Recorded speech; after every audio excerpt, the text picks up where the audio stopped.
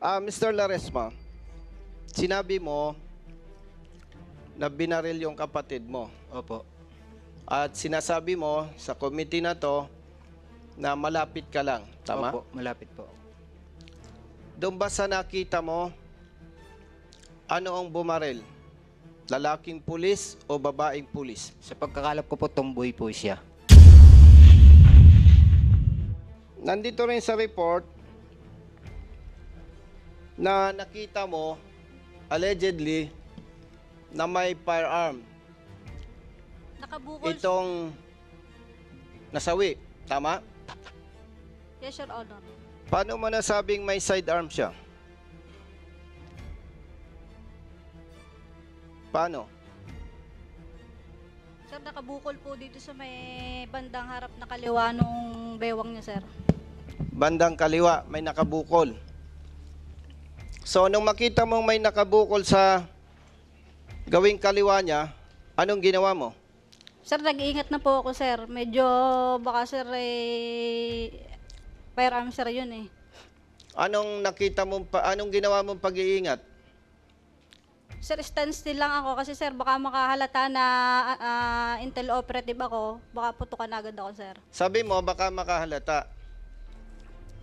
Pero sabi dito sa report sa regional director, nakahalata yung biktima. Ano ba ang totoo? Nakahalata o baka mahalata? Doon sa report, lumalabas may 3 putok eh. At ngayon, sinasabi na Mr. Laresma, ikaw ang bumaril doon sa kapatid niya. Now, doon sa 3 putok, may pinutok ka ba o wala? Meron, sir, isa, sir. Parang hindi ka panipaniwala yun eh. Kasi nakadalawang putok muna siya bago ka pumutok, Mr. Chair. Okay, so siguro bigyan muna natin ng pagkakataon itong si Mr. Adrian Laresma and the media that reported this to Deputy Speaker J.J. Suarez as well. And nakarating po sa opisina ko yung incidente that happened in Batangas and Quezon. Can you kindly, ma'am, state your name and your circumstance, and to tell this committee what you know about this issue that we are going to tackle today. Yes, good afternoon po sa inyong lahat. Ako po si Mitch Sedenyo from Apat Dapat Productions. It was reported po sa amin ang pangyayari kay Brian Laresma regarding po dun sa pamamaril noong May 28, Congressman. Kwento mo ng buo para at least medyo naunawa na namin. Although ako medyo naiintindihan ko na rin yung issue, but I wanted you to give all the narrative that happened. And at the same time, noong May 30, pumunta po kami sa police station ng San Juan Municipal Police Station para po makakuha sana ng spot report, ng journal, ng nasabing krimen. But then, wala daw po si COP Lintag. That time, nasa recognition day daw po nung anak. Tapos, umalis po kami that time bilang media po kasi kailangan po namin ng mga report. On the second day, bumalik po kami. Wala pa rin po si COP. Ang sinasabi po ay, yun pa rin po, nandun po sa graduation ng anak. So in other words, kasi hindi pa natin naintindihan masyado yung istorya nung nangyari, no. So I will be letting the regional director to tell us the whole story of what transpired doon sa I think sa San Juan, Batangas and sa Chaong, Quezon. Doon sa supposedly by bus operation that was contacted by the group, ano. But there is an allegation that there was no by bus operation that happened, no, during that time. And members wanted to hear the whole story para makita po natin that baka gano'n na naman itong nangyayari. Kaya we recommended a while ago, there is a motion to continue the resolution of Congressman Acop, thereby constituting that we can discuss this issue right now. Sige, Adi. To the Honorable Chairman and members of this Honorable Committee, participants, magandang hapon po muli sa atin.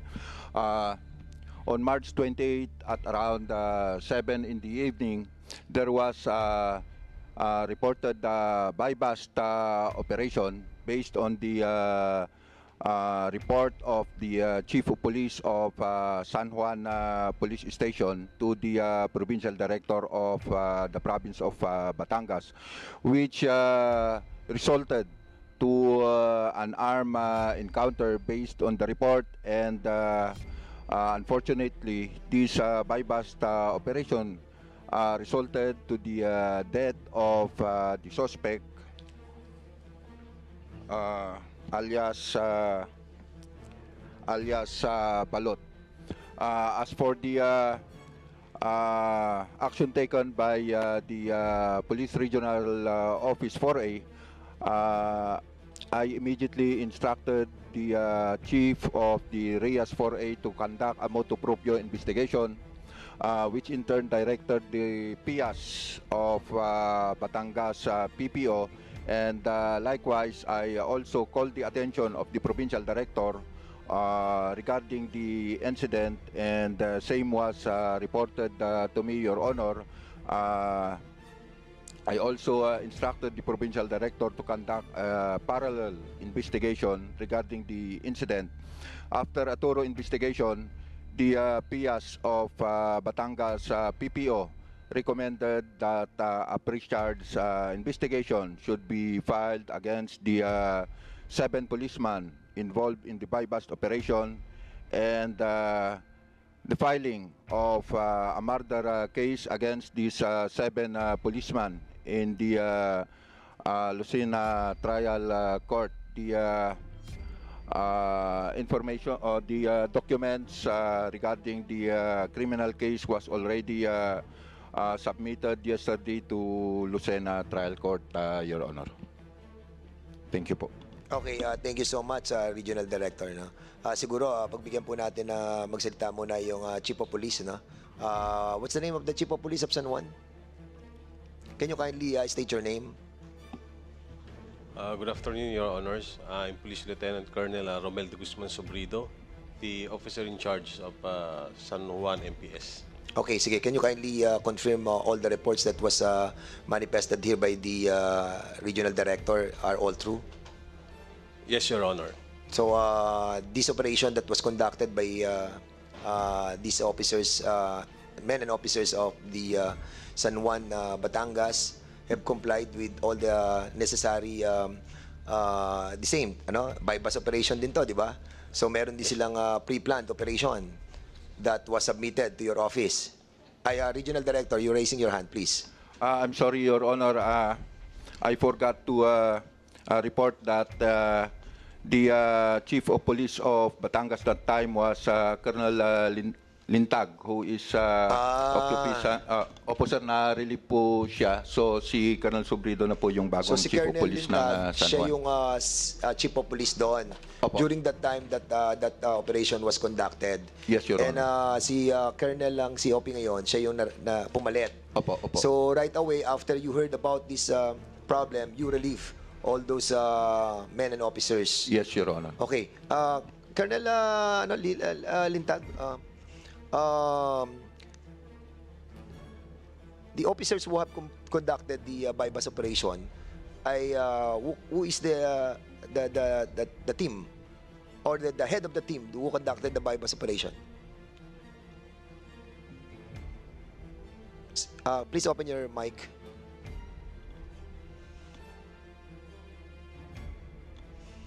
Pakipalta mo na lang ng mic na sa kalapit. Ayan, go ahead, yan na.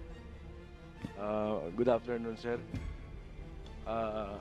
The team leader, sir, is Police Master Sergeant Juan Macaraig, sir. Si Juan Macaraig. Yes, sir. Have they complied also with the requirements of the buy-bust operation, which is in accordance with your manual of operation, to have submitted a pre-planned operation? Yes, Your Honor, except for the test buy, Your Honor. The posure. Wala silang posure buyer during the time. Meron po during the operations, meron po silang poster buyer. Oh, then what happened? Hindi hindi nagkaroon ng test buy. Wala pong test buy, pero yung buy ba, sir, nangyari po. Nangyari yung buy bust.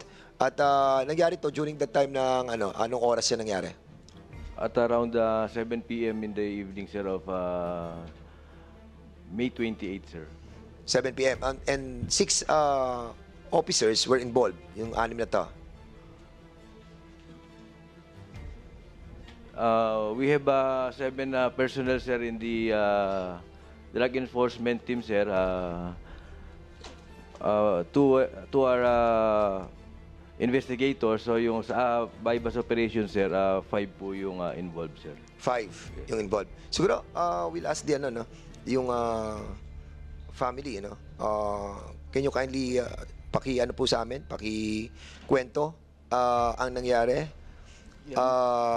sa sinasabi nila that it was a bypass operation, and according to your narration to Deputy Speaker and to us, it was not. So, you have the floor. Ito yung pagkakataon nyo. Magandang hapon po. Bali po, ako po'y kapatid ng binaril po nilang si Brian. Mga 6:20, basta po humigit kumulang ng alas 6, nabaril po yung kapatid ko. At nalaman ko pong 7 o'clock, dinala sa ospital, at 7 o'clock din sila nag-conduct ng operation po. 6:25 po, baril na po ang kapatid ko. Pero hindi po nila agad dinala sa ospital. Namatay po ang kapatid ko, naubusan po ng dugo. Saan po nila dinala? Napakasakit po, kitang-kita ko po nung binaril. Wala pong kalaban-laban, wala po ako nakitang na sinasabi nilang drug bypass operation po, wala po. Nanlaban, wala pong baril. Nakasakay po ang kapatid ko sa motor. Pagbaba po ng sakay ng coaching grain, 2, binaril po nung isa. Wala pong kalaban-laban. Mr. Chair, if I may. Sige, Congressman Busita. Mr. Laresma, mga gaano kalayo ka doon sa pinangyarihan? More or less, ilang meters? Mga ito lang po, tsaka yung dulo Okay. po. Colonel Litag, Mr. Chair. Nandiyan ba si Police Master Sergeant Makaraig? Dito po, Your Honor. Mr. Chair, pwede ba kay Mr. Police Master Sergeant Makaraig? Nandiyan ba? Yes, andyan. Ayan. Sige, you can ask question, Congressman Busita. Ilan yung operatives do sa insidente na yon? Bali po ay 5, Your Honor. 5. Sa out of 5 members, operatives, may kasama ba kayong policewoman? Wala. Meron po, Your Honor. Okay. Thank you, Mr. Chair. Mr. Laresma, sinabi mo na binaril yung kapatid mo. Opo. At sinasabi mo sa committee na to na malapit ka lang. Tama? Opo, malapit po. Doon ba sa nakita mo, ano ang bumaril? Lalaking pulis o babaeng pulis? Sa pagkakalap ko po, tomboy po siya. So, babae. Babae po. Mr. Chair, nandiyan po ba si Police Staff Sergeant Michi Perez, yung nag-act as poster buyer?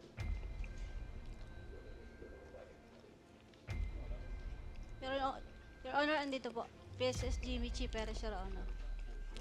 Pwede ka bang tumayo, Police Staff Sergeant Michi Perez? Mr. Laresma, sabi mo, babae yung bumaril sa kapatid mo. Opo. At base sa team leader, isa lang yung kasama. Opo. Yan bang policewoman na yan ang sinasabi mo? Siya po, sigurado po ako. Okay, thank you, Mr. Chair. You may take your seat, Police Staff Sergeant Michi Perez. Michi Perez, base doon sa report na nakarating sa Regional Director ng Police Regional Office 4A, General Lucas, ikaw ang nag-act as poser buyer, tama? Yes po, Your Honor. Nagkaroon ba ng bentahan? Wala. May bentahan po, Your Honor. So, nakabili ka? Yes, Your Honor. Nandito rin sa report na nakita mo, allegedly, na may firearm. Nakabukol. Itong nasawi, tama? Yes, Your Honor. Paano mo nasabing may sidearm siya? Paano? Sir, nakabukol po dito sa may bandang harap na kaliwa nung bewang niya, sir. Bandang kaliwa, may nakabukol. So, nung makita mong may nakabukol sa gawing kaliwa niya, anong ginawa mo? Sir, nag-iingat na po ako, sir. Medyo baka, sir, firearm, sir, yun eh. Anong nakita mo, anong ginawa mong pag-iingat? Sir, standstill lang ako kasi, sir, baka makahalata na intel operative ako. Baka putukan agad ako, sir. Sabi mo, baka makahalata. Pero sabi dito sa report sa Regional Director, nakahalata yung biktima. Ano ba ang totoo? Nakahalata o baka mahalata? Sir, doon sa report po, Your Honor, nakahalata yung si Brian Laresma, sir. O sige. Nung bumaba, sir, yung mga kasamahan ko na operatiba, sir. Okay. So, So, clarification lang, Congressman. Maputo lang kita kasi medyo naligaw ako doon. If you will allow me, Yes, Mr. Chair. Kapraso lang. Yung bang pangyayaring yun, RD, saan ba nangyari yung incident ng barilan? According po sa report is sa may boundary ng San Juan and Chaong, Your Honor. So sa tulay, Tama. di ba may bridge doon? Yung boundary? Yes, Your Honor. So sa bridge nangyari yung barilan? Yes, Your Honor, sa may tulay po. So kung sa bridge nangyari yung barilan, so yun ang inoperate nyo, sino to? Si Michi Perez. So doon talaga yung tagpuan ninyo. Yes, Your Honor. So nung nandun na kayo sa area, ilan sasakyan ang nakatigil doon sa bridge? Bale, sir, yung sinasakyan ko pong motor, at saka, sir, yung naka-position namin na nakasasakyan na 4-wheel, sir, yung Vios, the green. Bale, sir, dalawa yung sasakyan. Pero magkalayo, sir, sila nung So ka-text mo si Laresma. No, Your Honor. Paano ka nagpost sa kanya na bibili ka? Your Honor, Paano mo siya na-contact? humigit kumulang, Your Honor, 640 ng... Hindi, tinatanong kita, paano mo na-contact si paano mo siya nagsabi, paano mo nasabi na, magkita tayo dito sa tulay kasi bibili ako ng droga? Your Honor, yung confidential asset po yung kausap niya. Hindi, paano nga kayo magkikita doon? Paano mo siya na-contact? Kasi po sure ka, di ba? Yes, So, sir. siyempre, may contact ka doon para sabihin na, sige, magkita tayo dito, bibili ako. Parang gano'n, di ba? O, paano mo siya na-contact? Sir, ito, yung confidential asset po namin, yung alpha namin po yung kausap niya. Bali, sir, nung kausap niya, ibinigay na, sir, niya yung description ko, sir. Yung suot ko. And then kasi sabi niya, nung ni Brian, na pupunta na siya doon sa Mr. area. Yes, Congressman, ako please. Sa dami na nang inimbestigahan natin na illegal buy bust, may participation palagi ng confidential agent. At yung confidential agent na yun na nagtuturo doon sa subject na buy bust operation. May I ask, Mr. Chair, pwede ko bang tanungin yung si Madam Michi? Sino po yung confidential agent po ninyo?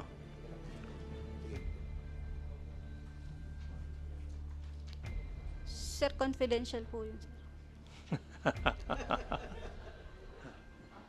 Paano ko po malalaman, Madam Michi, na nagsasabi ka ng totoo? Sir, dahil That's yun, a very good excuse yung sinasabi nyo. Now, matanong kita, alam mo ba kung yung confidential agent ninyo ay official confidential agent ng PNP? Huwag mo akong papasukin doon at baka ikaw ang maiipit. sorry, Your Yung Honor. confidential agent mo dyan, official na confidential agent ng PNP? O agent nyo lang? Sir, ano po siya, BIN, sir? Sagutin mo ako. Hindi mo sinasagot yung tanong ko. Official po, sir. Ano? Official po, sir. Official. Nakalista sa official agent ng PNP. Baka hindi mo alam ang ibig sabihin nung nakalista sa official agent ng PNP.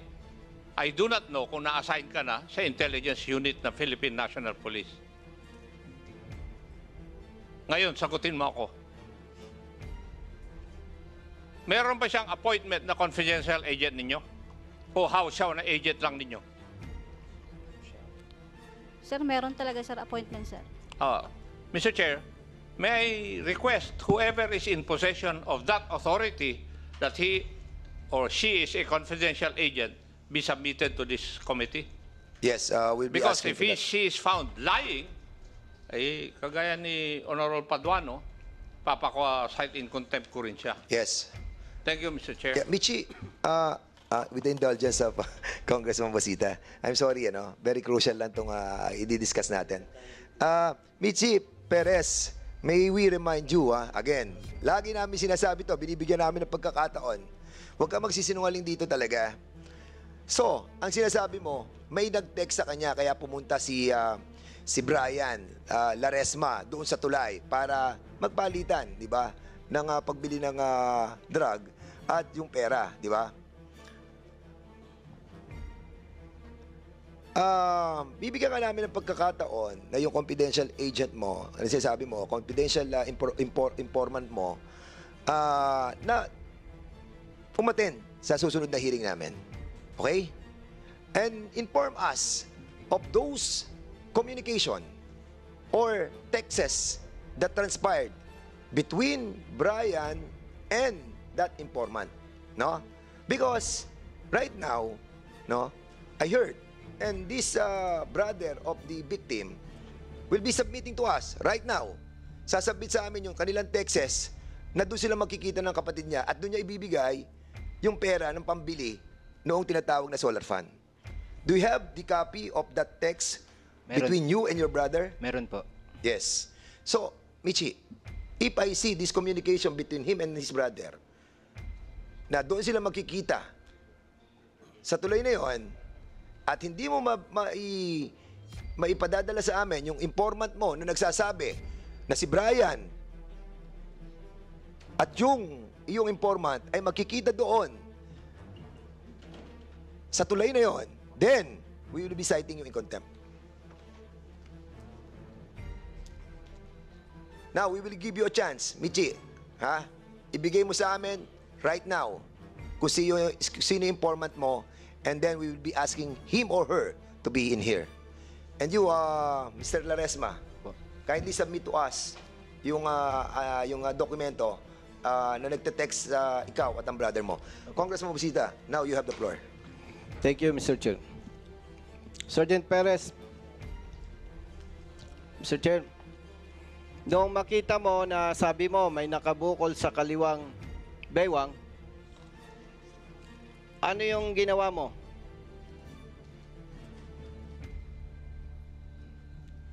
Sergeant Perez, Mr. Chair, Yes, Your Honor. nung makita mo, sinabi mo may nakabukol sa kaliwang baywang, anong ginawa mo? Sir, tinuloy ko lang po yung transaction, sir. Tinuloy mo. So, nagkabentahan. Yes, Your Honor. Okay. After na magkabentahan, anong sumunod na pangyayari? Sir, yung sa nag-pre-arrange, pagkaabot ko, sir, nung basura, sir, nag-pre-arrange signal na, sir, ako. Okay. Doon sa report, lumalabas may 3 putok eh. At ngayon, sinasabi na Mr. Laresma, ikaw ang bumaril doon sa kapatid niya. Now, doon sa 3 putok, may pinutok ka ba o wala? Meron sir, isa sir. Isa. Sinong unang pumutok? Si Brian Laresma sir. Ano ang gamit niyang baril? Caliber 38 po sir. Anong distance mo kay Mr. Laresma doon sa namatay? More or less sir, 5 meters. 5 meters. So, kung sinasabi mong 5 meters, familiar ka ba sa 5 meters? Pwede ba, Mr. Chair, tumayo si Sergeant Perez? Gaano kalayo yung 5 meters? Diyan sa harap mo, ituro mo. Sige, gaano kalayo? Alin dyan? Yung edge ng table? Yes sir. Yung edge ng table? Ito sir, table to na. Yung tapat ko sir, at saka ayan sir. Gusto mo bang... So yung kung 3 yung putok doon sa report, isa sa'yo, kanino yung 2 putok? Kay Brian po sir. May anting ka ba? Upo ka lang. 5 meters, hindi ka tinamaan. Tama ba? Tama? Yes sir. So, nung nakaputok siya ng 2, saka mo siya pinutukan. Tama? Yes sir. Parang hindi ka panipaniwala yun eh. Kasi nakadalawang putok muna siya bago ka pumutok, Mr. Chair. Anong height ni Mr. Laresma, yung namatay? More or less sir, 5'6 sir. 5'6", more or less. Bakit ang tama sa paa? Anong intention mo? Sir, i-disable sir, at saka sir, yung napilitan na sir ako na paputukan sir si Laresma ng issued firearm ko dahil nasa panganib na sir yung buhay ko at saka yung buhay ng kasamahan ko sir. Kaya mo pinutukan sa paa. Yes sir, para ma-disable lang. So sir. after na maputukan siya sa paa, anong ginawa ng operatiba? Sir, dinala sir sa ospital sir. Dinala sa ospital. Mr. Chair, RD, by the way, Mr. Chair, RD, mayroong autopsy report na po ba?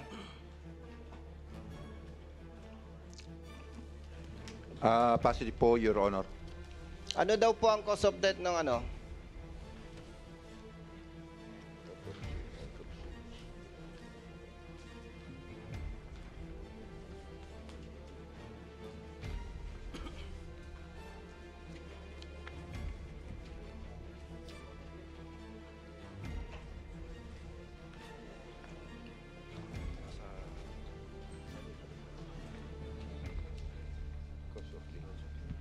The cause of death was due to a gunshot wound to the lower extreme.